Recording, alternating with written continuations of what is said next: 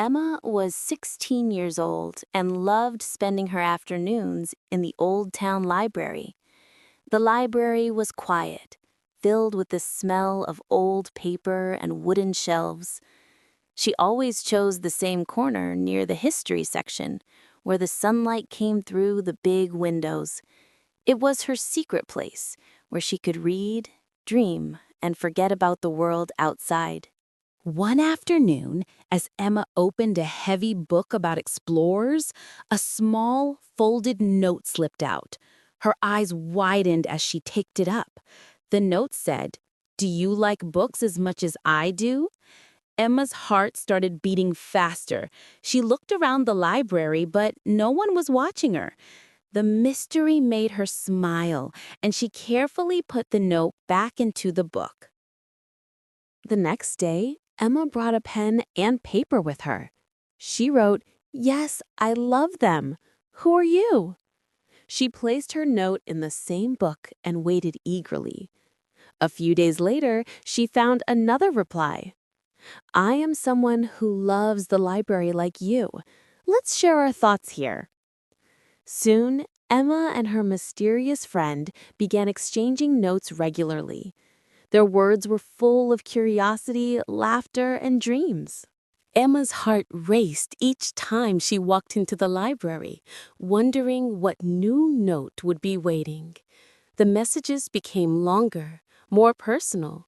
They wrote about their favorite books, their fears, and their hopes for the future.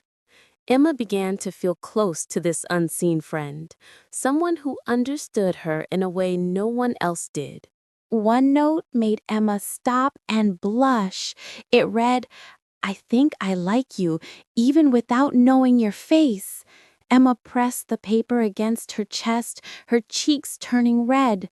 She whispered to herself, "Do I feel the same?"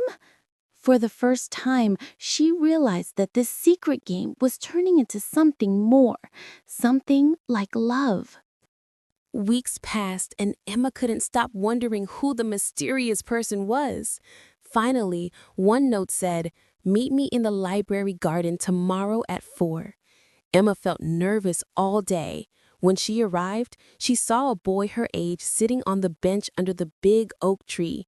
He had dark hair, kind eyes, and a shy smile. "Are you the one?" she asked softly. He nodded.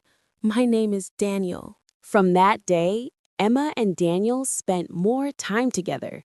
They still left each other notes and books, but now they also walked through the library garden, laughed about silly things, and shared their dreams face to face. Emma felt safe and happy with him. She realized the secret friendship had grown into her first true love. One afternoon, Daniel seemed quiet. He handed Emma a note instead of speaking. It said, "My family might move to another city soon. My dad got a new job." Emma's eyes filled with tears. The thought of losing him hurt so much. "We just found each other," she whispered. Daniel held her hand tightly and said, "I don't want to lose you, Emma." The day finally came when Daniel had to leave. Emma gave him a small notebook filled with all the notes they had shared, copied carefully in her handwriting. "So you never forget," she said. Daniel gave her a necklace with a tiny key charm. "This is the key to our secret. One day, I will come back." They hugged for a long time, both crying and smiling through their tears. Time passed, and Emma went on with her life. She studied, made friends, and grew older. But the library always reminded her of Danielle and their secret notes. She often touched the little key around her neck and smiled. Even if they never met again, Emma knew that their love had been real and beautiful. It taught her the meaning of connection, trust, and hope. Years later, Emma returned to the old library. She opened a random book, and for a moment she imagined another note slipping out. She smiled softly and whispered, "Thank you, Daniel. You were my library secret, my first love." Her heart was full of gratitude. She had moved forward in life, but she knew that first love always stayed, shaping her heart forever.